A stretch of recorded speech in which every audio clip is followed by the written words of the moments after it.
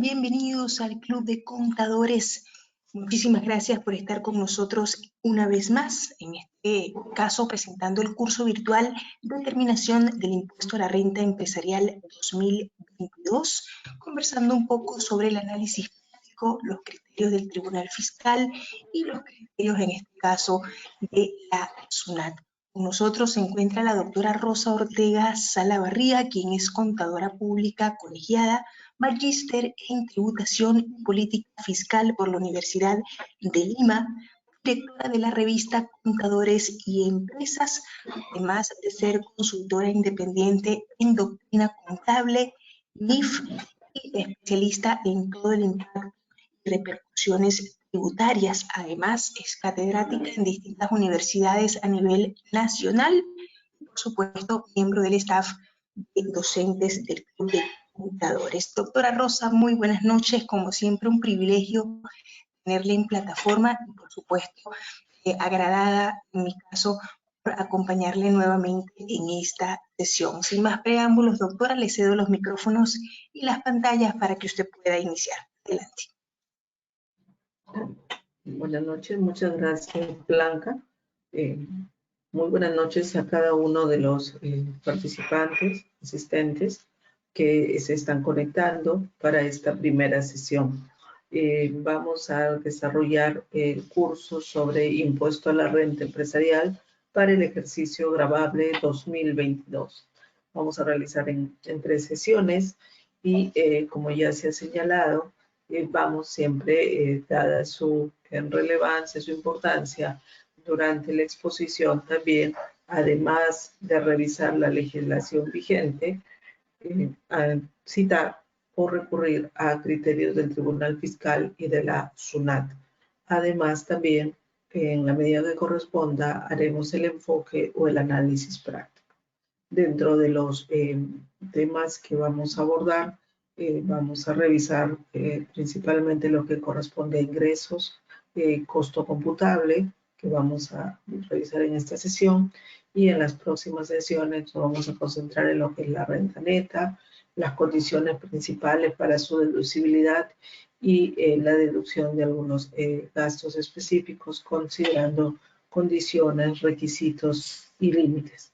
Además, también abordaremos el tema de pérdidas tributarias y algunas novedades vinculadas o incluidas en la declaración jurada anual del impuesto a la renta. En función a ello, a los temas que vamos a revisar, vamos a iniciar entonces esta primera sesión. Como siempre, un gusto saludarlos, esperando que se encuentren ustedes bien. Siempre importante su participación, ya sea a través de sus comentarios, opiniones o preguntas, dado que ello permite realzar o desarrollar con mayor incidencia algún tema o aclarar alguna duda que pueda haber quedado. Sobre esta base, entonces, vamos a tratar en esta primera sesión algunos alcances vinculados con lo que se denomina o comprende lo de renta bruta, es decir, ingresos menos el costo computable. Algo importante también a observar o tener en cuenta, que no cabe, es que en algunos tópicos o en algunos aspectos es necesario y es pertinente recurrir a la normativa contable también, ¿no? A lo que se requiere o se prevé en las normas contables. En algunos casos habrá similar tratamiento para fines tributarios y en algunos supuestos quizás se presenten diferencias, lo cual es importante también advertir o tener en cuenta de cara, ¿no?, a efectuar los ajustes correspondientes o las conciliaciones para efectos de determinar la renta neta. ¿Okay? Sobre esta base, lo primero que debemos observar o tener en cuenta sobre la determinación de lo que es el impuesto a la renta empresarial o el impuesto a la renta de tercera categoría es la estructura, ¿no? A nivel legal, la determinación del impuesto a la renta se realiza o corresponde en principio a lo que es la renta bruta, que está dada por el conjunto de ingresos devengados en un ejercicio afectos o gravables, ¿no?, al impuesto, Y además, en el caso que se realice la enajenación de bienes, procede la deducción del costo computable. Con ello se determina la renta bruta. Sobre el particular, a nivel legal, se establecen las reglas, los requerimientos o las condiciones en el artículo 20 de la LIR, el 57 respecto a lo que es el devengo tributario y su respectivo reglamento. Una vez determinada la renta bruta, lo que sigue o lo que se debe realizar es establecer la renta neta. Para ello, de la renta bruta se debe efectuar la deducción de los gastos aceptables. A tal efecto, corresponde observar lo previsto en el artículo 37 de la LIR, 57 para el devengo y su reglamento respecto a lo que son los gastos deducibles. En el artículo 37 se señala también, además de la regla general, las condiciones, requisitos o límites, ¿no?, para determinados gastos. Y en el artículo 44, que también es importante observar y tener en cuenta, se detallan aquellos gastos que expresamente se regulan como no aceptables o no deducibles. Entonces también ahora durante el desarrollo del curso haremos referencia a algunos de los supuestos más recurrentes. Con ello procedemos a determinar la renta neta. Ahora, como parte de esta determinación de la renta neta computable, hay también un tópico o un tema importante referido a lo que es la diferencia de cambio. La diferencia de cambio como resultado neto, que puede originar una ganancia, ¿no?, una ganancia gravada, computable, o una pérdida, ¿no?, una pérdida computable.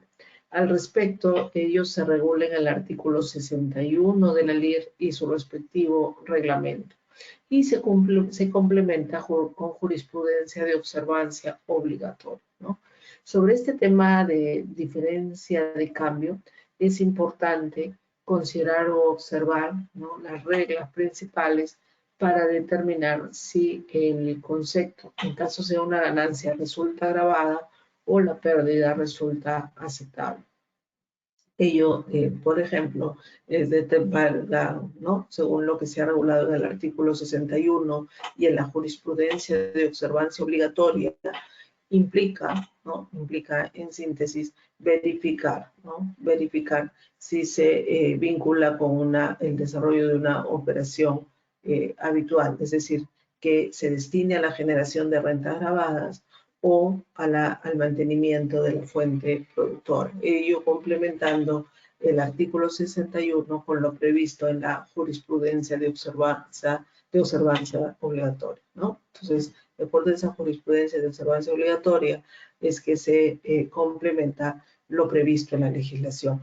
Hoy por hoy, al cierre del ejercicio 2022, para empresas que desarrollan operaciones en moneda extranjera, ¿no?, seguramente pueden haber tenido un resultado significativo a nivel de diferencia de cambio. Entonces aquí es importante analizar su tratamiento tributario. Una vez que determinamos la renta neta, incluyendo el efecto de la diferencia de cambio, ya lo que sigue según este proceso, según este esquema legal, es la compensación de las pérdidas tributarias, ¿no?, para lo cual, a nivel, ¿no?, de la ley y su reglamento, tenemos que observar lo previsto en el artículo 50 de la LIR y el artículo 29, que es en el reglamento, ¿no?, sobre los sistemas de compensación y el procedimiento, ¿no?, para su respectivo cómputo, compensación y arrastre. Realizado ello, ¿no?, se obtiene la renta neta imponible. Y sobre esa base se hará el cálculo, pues, del impuesto a la renta correspondiente aplicando la tasa respectiva, ¿no? Régimen general 29,5, o si están en el régimen MIPE, pues hay una alícuota ¿no?, diferencial según tramos de la renta neta en función a U y D. ¿Okay? Con eso ya se determina el impuesto a la renta. Ahora bien, si según lo desarrollado, este es el esquema legal, ¿no? Renta bruta, renta neta y hasta llegar a la renta neta imponible. Sin perjuicio de ello, a nivel, en la práctica, ¿no? A nivel práctico, nosotros partimos siempre para determinar esta renta neta del resultado contable, ¿no? Que se determina según estado de resultados. Determinamos un resultado que puede ser utilidad o pérdida. Y luego efectuamos los correspondientes agregados y deducciones. Lo que se plasma en el papel vía papeles de trabajo y luego pues se consigna en la declaración jurada anual. Entonces, cuando nosotros tenemos el resultado contable que corresponde a más agregados y deducciones, obtenemos la renta neta, ¿no? Ese resultado más agregados y deducciones. Ahí, por ejemplo, un primer tópico a tener en cuenta o apreciar es que los agregados, por ejemplo, no necesariamente fluyen solo de lo que son gastos. También pueden surgir agregados producto de ingresos, ingresos que corresponden gravarse para fines, ¿no?, del impuesto a la renta o a nivel de costo computable. Y luego también a nivel de deducciones, que se vincula con estos tres grandes rubros: ingreso, costo computable y gastos. Esto en general.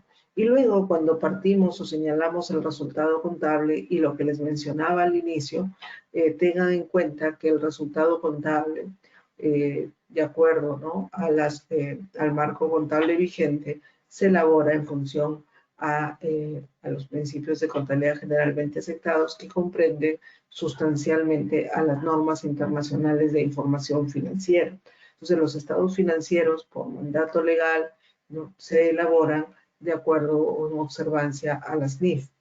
Ello, ¿no?, puede originar que en algunos casos surjan diferencias frente al tratamiento tributario y que podría conllevar a realizar adiciones o deducciones también para determinar el resultado tributario, lo cual debe ser observado, considerado, ¿no?, para efectuar una adecuada determinación de la renta neta. Okay. Sobre esa base, sobre esta estructura, entonces, el día de hoy lo que vamos a desarrollar está referido al primer bloque, a ingresos y costo computable, ¿no?, vinculado a la renta bruta. El día de mañana y en la última sesión nos centraremos ya en lo que es renta neta. ¿Correcto? Ahora, dentro de todo este marco, un aspecto importante como punto de partida a tener en cuenta está referido a la acreditación de la realidad de las operaciones, o lo que también se recoge en la jurisprudencia denominado la fehaciencia de la operación. Y esto son criterios reiterativos, ¿no? Es decir, lo primero que se tiene que efectuar es acreditar que efectivamente la operación se ha realizado, ¿no?, que efectivamente la operación se ha concretado, que se ha llevado a cabo. ¿Okay? Entonces, sobre esa base es que luego se puede ver o efectuar la incidencia o el análisis tributario. Por ejemplo, en la primera jurisprudencia que se cita, la RTF 3975-4-2019, ¿no?, se citan criterios recurrentes del Tribunal Fiscal y se señala que para determinar la fehaciencia de las operaciones realizadas, los deudores tributarios, ¿no?, por los deudores tributarios es necesario que se acredite la realidad de las transacciones realizadas directamente con sus proveedores, ¿no?, los que pueden sustentarse, entre otros, con la documentación que demuestre haber recibido los bienes, tratándose de operaciones de compra. Miren ustedes que cuando nos referimos a la fehaciencia, no solo debemos analizar o centrar ese aspecto en lo que son gastos, sino aquí también, por ejemplo, va al rubro o el ámbito de compras, ¿no? Entonces, haber recibido los bienes, ¿no?, con indicios o en el caso de servicios, por ejemplo, contar con indicios razonables de su efectiva prestación, que se señale haberlos recibido. Entonces, esto ya de por sí parte de una suerte de procedimiento a nivel interno de las empresas, ¿no?, para contar con la documentación suficiente que acredite, pues, que las operaciones son fehacientes. Igual la siguiente jurisprudencia que ahí se cita, también da algunas pautas, algunos supuestos o ejemplos de documentos tipo, ¿no? Se indica que el recurrente no cumplió con presentar medios probatorios que acrediten la efectiva realización de las operaciones descritas en los comprobantes de pago, y ahí nos dan los ejemplos, ¿no? Dice, pudieron ser proformas, órdenes o guías de pedido, contratos, comunicaciones, ¿no? Guías de remisión, los partes de almacén y la salida de los bienes adquiridos, ¿no? Entre otros, ¿no? Control de inventarios que permitan acreditar la efectiva realización.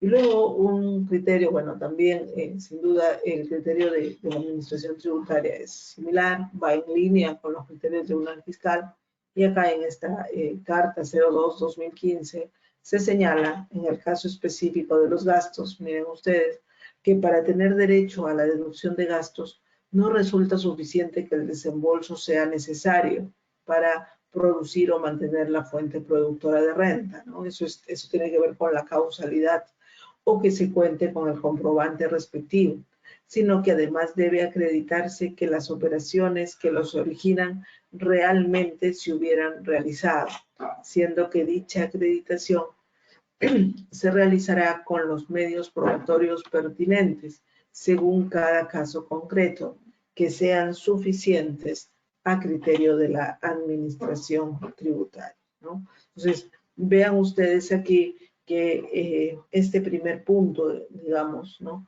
es fundamental.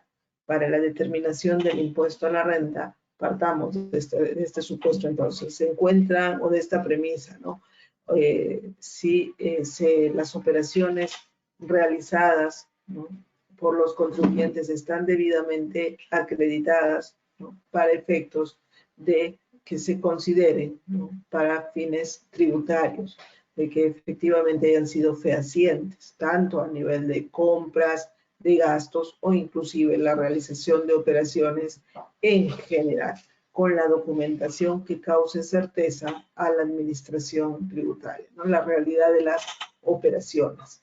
Y sobre ello, ¿no?, en línea con ello, sobre la acreditación, a veces podrían surgir dudas, ¿no? ¿A quién debería efectuar esa acreditación?